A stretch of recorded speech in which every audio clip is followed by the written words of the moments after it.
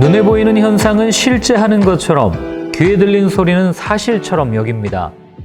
그러나 사람에게 인식된 모든 것은 왜곡되고 오염될 수 있습니다.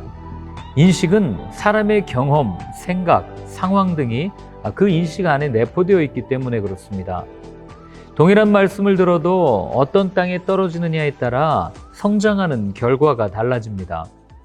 예수님께서 말씀하실 때 즐겨 사용하시던 방법은 비유였습니다. 비유로 말씀하신 이유가 무엇일까요? 모르는 대상을 설명하는데 최고의 방법이기 때문입니다. 자세한 이유는 위에 나오는 성경 탐구 생활을 참고하시기 바랍니다.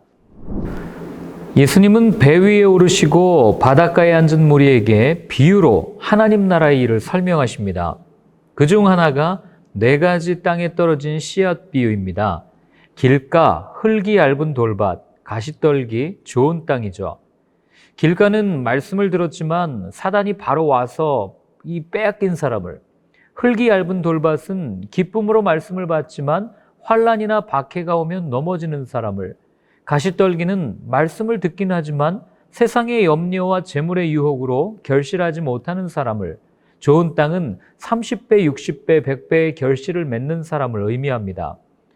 그러나 이 비유에서 눈여겨볼 점은 뿌려진 모든 씨앗은 땅에 상관없이 싹을 틔웠다는 거예요. 환경과 상황에 관계없이 싹은 돋아났다는 점이에요. 하나님의 약속된 말씀은 사람들과 행동과 상관없이 아버지의 때가 되었을 때 이루어졌습니다. 그분의 때에 열매가 맺혔습니다. 이것이 말씀의 본질입니다. 말씀에는 생명이 있습니다. 어느 땅이든 뿌려야 하는 거예요. 뿌리면 자라게 하시는 분은 하나님이시기 때문입니다. 예수님께서 제자들과 갈릴리 바다 건너편으로 가실 때 피곤하셨는지 잠이 드셨습니다. 큰 광풍이 일어나 배에 물이 가득하게 되자 제자들은 겁에 질렸습니다. 예수님께서는 제자들을 책망하십니다. 그가 누구이기에 바람과 바다도 순종하는가라고 묻는 제자들의 모습은 예수님에 대한 믿음이 없다는 것을 보여줍니다. 아무리 많은 경험을 했다 하더라도 생명에 위협을 주는 거센 풍랑을 보고 두려워할 수밖에 없는 존재가 사람이에요. 죽음으로부터 자유하지 못하기 때문입니다.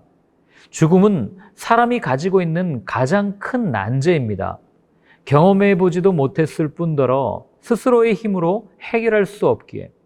이는 예수님의 제자들도 마찬가지였습니다. 우리도 같습니다. 인생이라는 항해 속에 광풍과 같은 어려움이 찾아올 때가 많아요.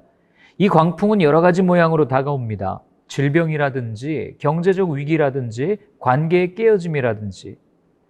보통은 이럴 때 전문가를 찾아가 도움을 구해보지만 마음의 불안은 해결되지 않습니다.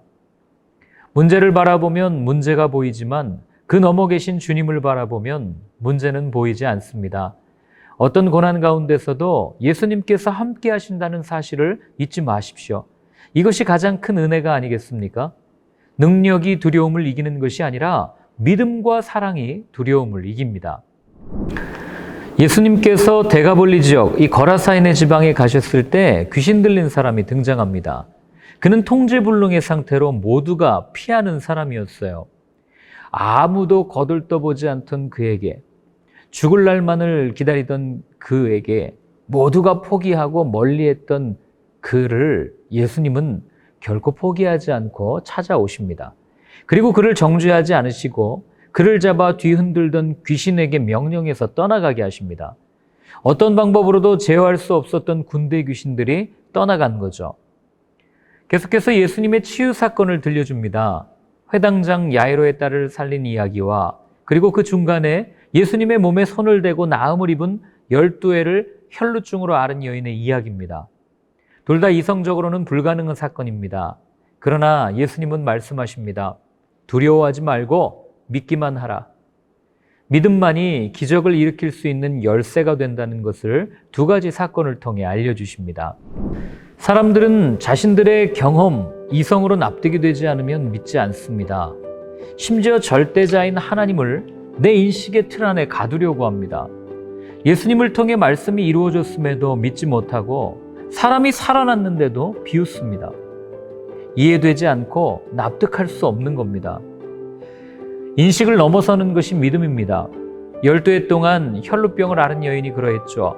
그분께 손만 대면 낫는다. 이 믿음이 그녀를 살렸습니다. 회당장의 아이로도 동일합니다. 딸을 위해 온갖 방법을 다 동원해 보지 않았겠어요? 그러나 그의 마지막 선택은 믿음이었습니다. 예수님께서 행하시는 기적은 인식과 경험에 갇힌 사람들을 자유롭게 하시는 배려이며 믿음으로 초청하시는 손짓입니다. 믿음이 이기네, 주 예수를 믿음이 온 세상을 이기네. 아멘.